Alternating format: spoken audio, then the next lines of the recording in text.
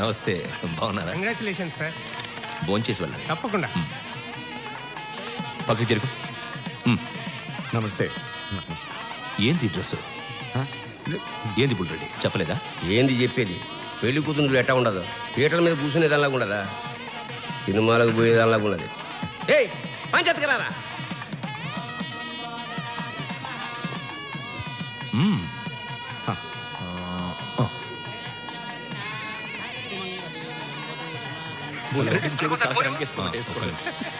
అన్నా ఫోన్. అన్నా నేను సిద్ధుని మాట్లాడుతున్నా. చిరుబాబు కనిపించట్లేదు. హాస్పిటల్ మొత్తం వెతికామన్నా. మన అందరికీ ఫోన్ చేశాను.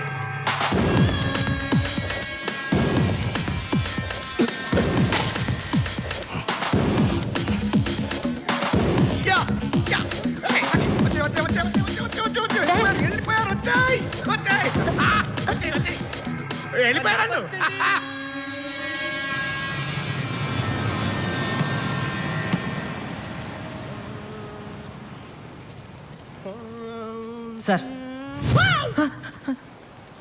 నేను కూడా కుంఫు నేర్చుకుంటాను సార్. కుంఫు నేర్చుకుంటాను కూడా సార్. సర్టన్లీ నేర్చుకో. ఈరోజు జాయిన్ అయిపోతాను సార్. ఈరోజు జాయిన్ అయిపోతా సార్. చూడు నీళ్ళు చాలా హుషారు ఉంది. చూడు కుంఫు నేర్చుకుపోయే ముందు వార్మప్ చేయాలి. వార్మప్ చేయడం అంటే తెలుసా? తెలీదు సార్. ఇలా బాడీని బాగా లూజ్ చేసుకో. బాడీని బాగా లూజ్ చేసుకుంటే మనం అని ఫైటింగ్ చేయబోయే ముందు ఇంకొకసారి వార్మప్ చేసుకొని సార్ సార్ ఓకే. ఏం భయపడకు. నీలాంటి కొత్త కుర్రోళ్ళకి కుంఫు నేర్పించడానికి ఇలాంటి బ్యాచ్ని పిలిపిస్తాను సార్.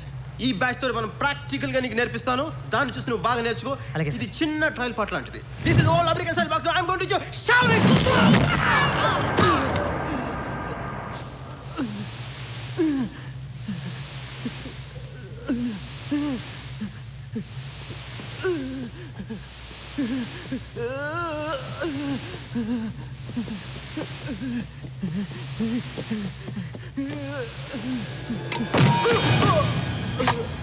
ఫిరోజ్ ఆడు వాళ్ళకేం భయపడతావు?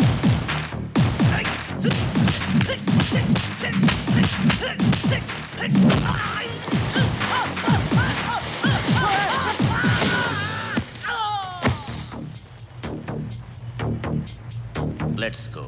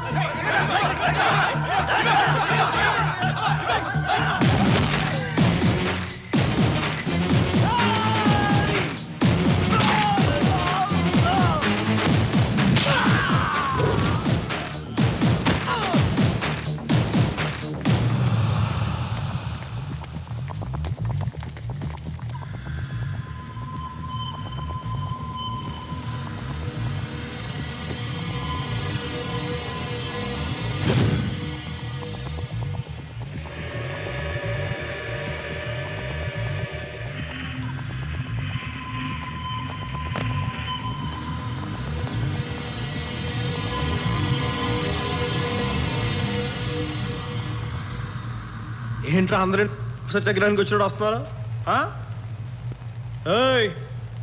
ఇప్పుడు దాకా ఎవరి ప్రాణాలు పోకూడదు చాలా మర్యాద జాగ్రత్త కొట్టినాను. ఇంతమంది చూస్తామంటే నా ఓపిక పోయింది. రండి ముందుకు రండి. ఎవరికి ఏం తెగుతుందో నాకు మటు గ్యారంటీగా తెలీదు. రండి. ఏంట్రా నీ అబ్బా మీ అన్న మీద మమకారం ఉండి వాడి ప్రాణాలు తెగించి ఎవడు ముందుకు వస్తాడో రండి. సారా ప్యాకెట్ కోసం బిర్యానీ ప్యాకెట్ కోసం అయితే మటుకు భాగ్య చెప్తున్నా పారిపోండి.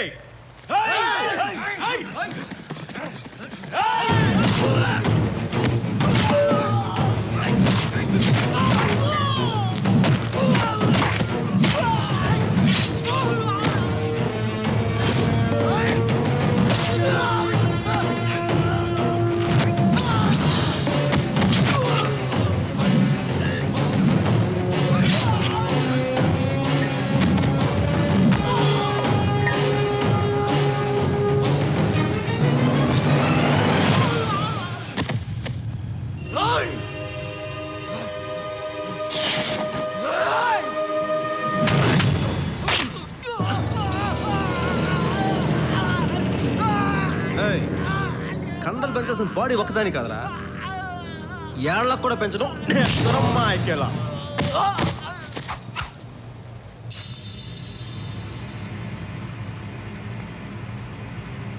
బుల్రెడ్డి దామోదర్ రెడ్డి ఊడిపోవడం నేను చూడలేను సార్.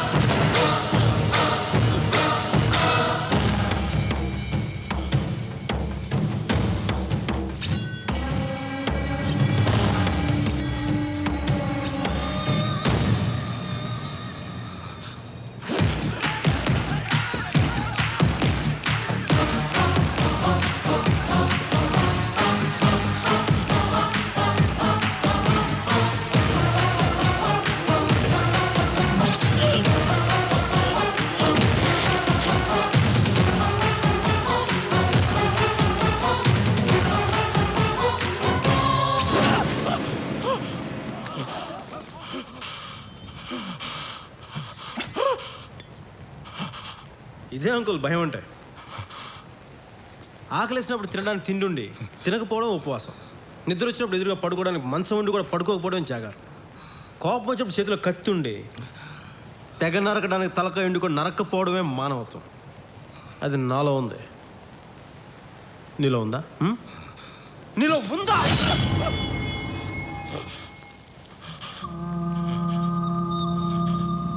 అంకుల్ నీకు ఒక టాప్ సీక్రెట్ చెప్పమంటావా? ఈ పెళ్ళి అయిపోయింది ఎవరో తెలుసా? నువ్వే. ఎలా?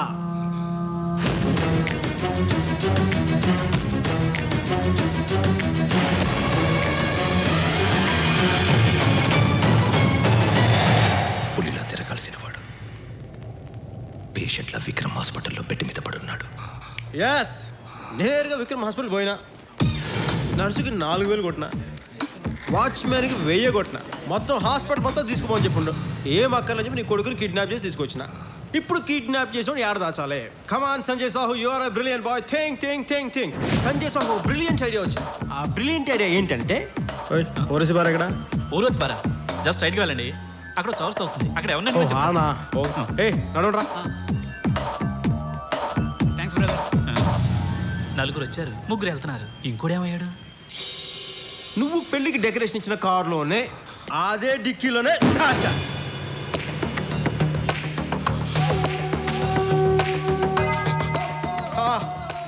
చూసావు అంకుల్ సంజయ్ సాహు హ్యూమానిటీ.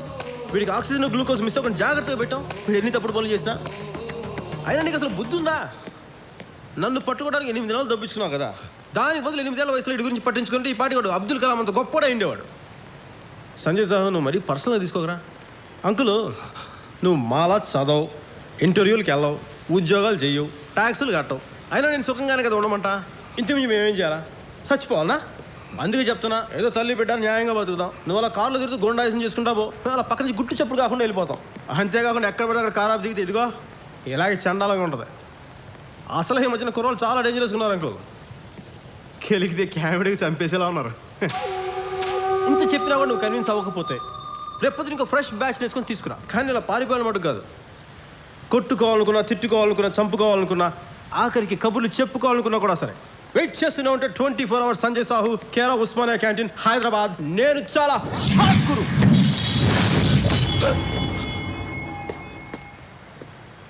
ఆల్కోట్ తెలి దిగిపోయిందండి అంకులు. అధ్యక్ష, దీన్ని బట్టి మనం అర్థం చేసుకోవాల్సింది ఏంటంటే అధ్యక్ష, నాలాంటి పుల్ల కాలాలు కూడా కొడితే కత్తిలా రోడ్లు దిగిపోయిందంటే దీన్ని బట్టి మనం అర్థం చేసుకోవాల్సింది ఏంటంటే ప్రజల సొమ్ముని కాంట్రాక్టర్లు బాగా దోచుకు తినేస్తున్నారు. ఎట్లాగైనా మనం గట్టి చర్యలు ఆపాలి అధ్యక్ష. మీరు చర్యలు తీసుకుంటాను ఆశిస్తూ నేను సెలవు తీసుకున్నాను అధ్యక్ష. హౌ సార్ సార్ సార్ మళ్ళీ ఏంట్రా? అతన్ని చంపకుండా ఎందుకు వదిలేశారు sir? Very smart question my boy.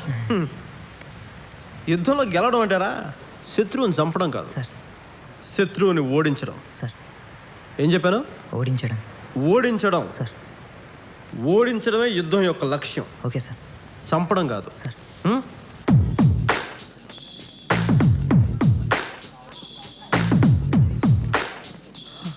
అయ్యా మా నాన్న నేను చంపలేదు, వాడు చచ్చిపోతే మాత్రం నా తప్పు కాదు. ఆ గ్యాప్ ఇచ్చావు చాలు. వెళ్ళు. ఏదో అందరూ ఒకసారి కళ్ళు మూసుకోండి. ఏంటి పనమాట ఇంతలో వేసారు?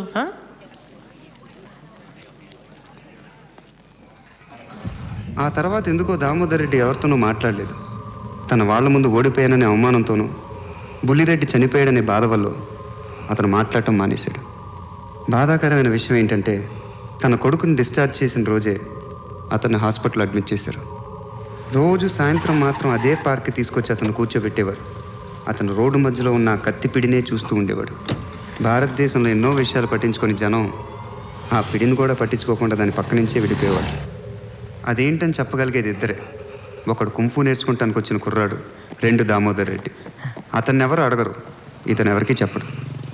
6 నెలల తర్వాత ఒక రోజు బాగి చెప్పిందని మందు వేసావా? ఓ పని చేయరా, బాగిన డైలీ మందు వేసుకోవచ్చు. టెలిఫోన్ లింక్ అవుతుంది చూడు, ఎవడేమో వెళ్ళి అంతేరా. నేను చూడు బేవార్స్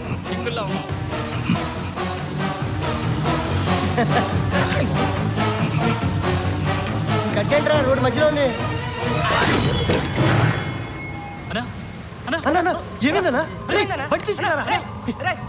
అలా ఒక పెద్ద ఫ్యాక్షన్ లీడర్ని సంజయ్ సాహు లాంటి మామూలు కుర్రాడు రక్తం చుక్క కూడా కింద పడకుండా చంపడానికి కారణమైన ఆ కత్తి ఆ రోడ్డు కింద మిగిలిపోయింది. కొన్నాళ్ళ తర్వాత దాని మీద ఇంకో రోడ్ వేశారు. ఈసారి కాంట్రాక్టర్ మంచోడు. దాంతో ఆ కత్తి ఎప్పటికీ బయటపడలేదు.